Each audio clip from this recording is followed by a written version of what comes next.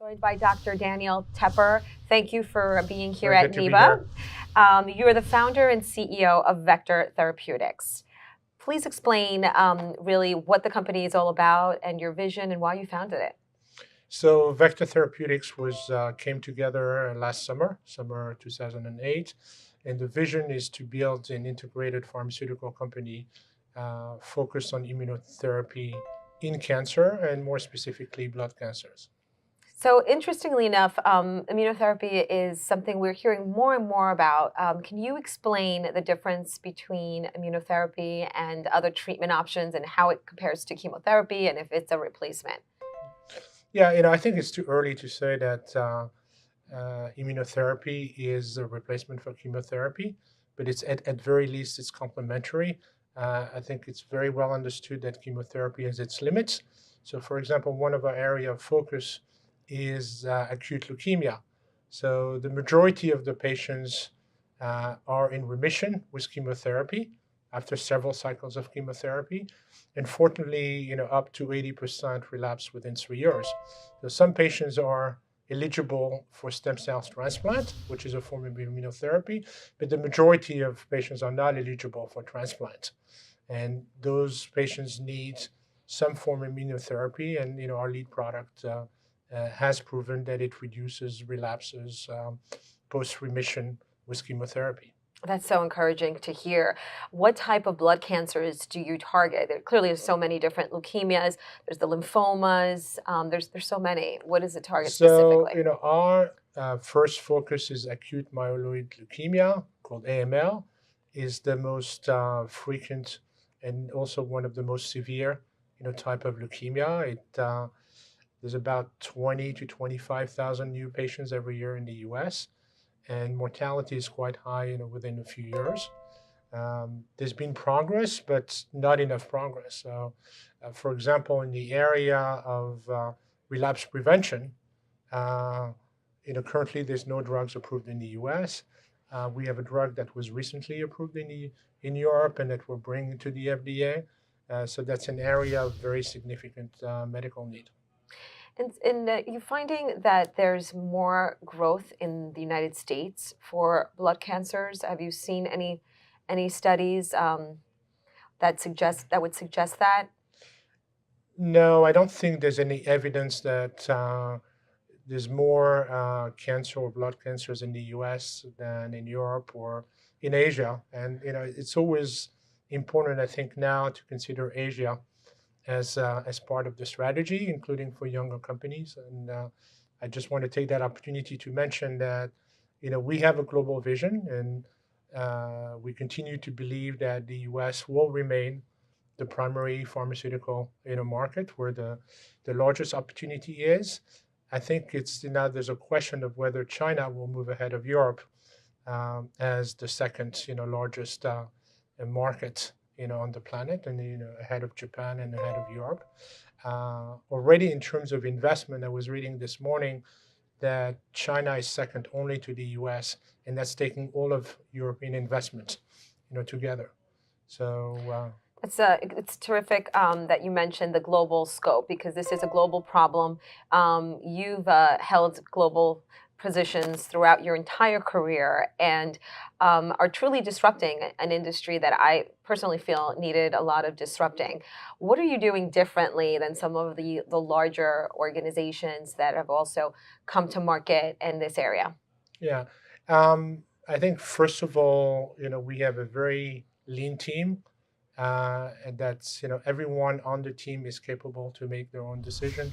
They're not dependent on committees. They're all very experienced, and one of the criteria to join our team is that that you've worked on the R&D side, the commercial side. You've done at least 2 or 3 different types of jobs, not that you've been in a silo all of your career. I mean, we also favor people that have international experience, that have worked in the US and in Asia or in Europe and in the US. I think you learn a lot through that diversity. And I think you also have to look at drug development from a global standpoint. I think people don't realize that today the Chinese FDA has adopted the same standard as the US FDA. So when you're developing a drug, you can, and if you have a trial of 500 patients, You can have 1 or 200 patients in China and take care of approval in that geography as well as in the US. So we think it's quite important. It is, absolutely. And aside from the various different skill sets that you mentioned, it's also terrific in order to do the research overseas and here in the US and compare results. Are you doing a lot of clinical studies, not only locally here with some of the big health institutions, but overseas? We are. Some of our research is done in Sweden. There's a center of excellence, actually, the Karolinska Institute in Stockholm is where the Nobel Prize are given, and there's excellent, medical. But I would say throughout Europe and Asia, we're definitely doing clinical trials. That's encouraging. What do you find are some of the biggest misconceptions when it comes to this entire field? Clearly, you're in the oncology space, and it's a very broad-based area, but you're specifically targeting blood cancers, and we alluded to some of those questions that people often bring up, that I hear. But tell us, what are some of the misconceptions that you'd like to debunk? Yeah, and first of all, is every company has their own business model, or every group of company have their own business model. Uh, so people say, why is the drug that you're developing, why hasn't it been picked up by Pfizer? Hmm. Because Pfizer has a different business model than smaller, companies. Actually, we saw recently that Pfizer divested from the CAR T program that led to the formation of Allogene, which within a year became a $3 billion company. So that particular program didn't fit the culture and the skills of Pfizer, and it works very well in a smaller company that went from zero to $3 billion Hmm. in just a year. I mean, obviously, it was the right people. And then you asked me, what type of people you want to attract to the company, and I think you shouldn't settle for second best. You should look for people that have multiple experiences.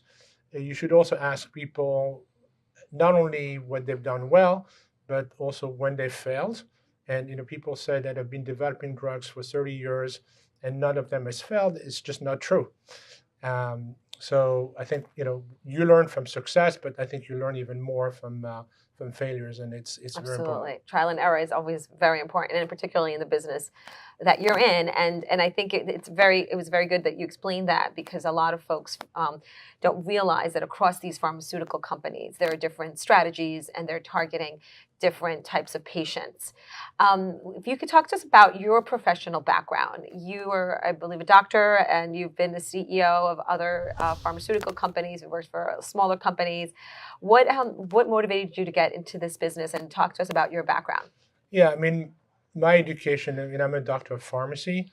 So, and I majored in pharmaceutical industry, and I went to business school immediately after that. So my first position was actually at Novartis headquarters in Basel before I came to the US in more commercial, positions. Um, so I always, wanted to go into the pharmaceutical industry, and I believe that the industry, beyond what academia is doing, is essential. Is an essential part of innovation. And I've learned it from my early days at Novartis and at other companies, smaller and bigger. So my vision remains that you have to focus on innovation. Uh, Me Too may have worked in the 80s and the 90s, but I think today every responsible CEO, head of R&D, or CFO should look at disruptive treatment that Mhm. have a real impact on health and also an impact on economics, because healthcare is very, very expensive. Absolutely. I think you have the right approach, and I think we're all very much encouraged by seeing some new innovation in this space. Do you think that immunotherapies will have the ability to target other types of cancers? For years, people have asked why there aren't other solutions other than chemotherapy, which is harsh and obviously also kills all cells. And so I Mhm. think there's so much need. And I think before immunotherapy, we didn't hear as much. Do you see it having applications elsewhere? In general, immunotherapy is better tolerated than chemotherapy. Mhm. But again, I'm saying in general. So if you take CAR T, which we were referring to earlier, CAR T can cure cancer that's not curable. That's where it's a breakthrough, but it can also kill the patient because you have something that's called cytokine release syndrome. Uh, uh, so, nothing is so simple. Uh, we believe in immunotherapy because, essentially the whole, health, the whole body is regulated by the immune system. We see it, beyond cancer. But I think beyond immunotherapy, we're a big believer in precision medicine. And that's important. That's not just a buzzword. And today, with precision medicine, you can select patients based on their genetics. So, for example, in our area of focus of AML, I think 4 out of the 6 drugs that have been approved by the FDA in the last 2 years are based on genetic profiles. Our drug initially didn't look at genetic profile, but we find out, and we filed a patent in the last 2 years, that we work much better in a subgroup of patients which are called NPM1 AML, patients, Right. and we don't work in other groups. So the question is always, do you prefer to have an 80% response in 20% of the patients, or to have a 20% response in 80% of the patients? And again, I think in the 1990s and even in the beginning of the century, the focus was on treating as many patients as you could. I think today the focus is on impact. Right. And what's the difference? Biomarkers are now measured much more easily. So with our treatment in AML, we measure certain biomarkers of T cells and NK cells, and we can see that after 3 weeks of treatment, certain patients respond and other patients do not respond. And those who respond on those biomarkers have a very high probability of survival over the long term. It's fascinating, and I'm hoping to see and hear more about precision medicine and other emerging technologies in the industry. I commend you for your fascinating career. Any last words of advice to entrepreneurs? You've talked about your management philosophy, which is very much a part of what this segment focuses on. You're definitely a Renaissance man with multi-dimensions. But for those entrepreneurs that are just starting out and are interested in this field, where do you want to, what words of advice would you see, and where would you want them to innovate? So, obviously focusing on innovation is important. Focusing on people is essential. So I would say a company with average products but great management does better than a company with great products and average management. And then the choice of investors and the amount of investment that you take is essential. And if you look at the companies that succeed and those who do not succeed, you can look at what type of investors they've aligned with and how much money they've raised. So the advice that I would give to my fellow entrepreneurs is raise a lot of money. Don't be afraid of dilution. And if you're going to build a biotech company, whether it's research focused or commercial focused or fully integrated, know that you need to raise tens of millions and probably hundreds of millions pretty quickly in the life of the company. Don't say, I want to keep the control of the company, so I'm raising only 10 million now, and I'll get to some milestones, which probably you won't have enough money to get those milestones, and you'll be further diluted. So don't be afraid to raise enough capital. Don't go public too early, and go public, only when you have institutional investors that matter. Because again, you can see the difference in the valuation depending on which names you have on your cap table. Sounds like a phenomenal words of wisdom, and I wish you a lot of continued success, and congratulations on the fantastic journey that you're on. Thank you.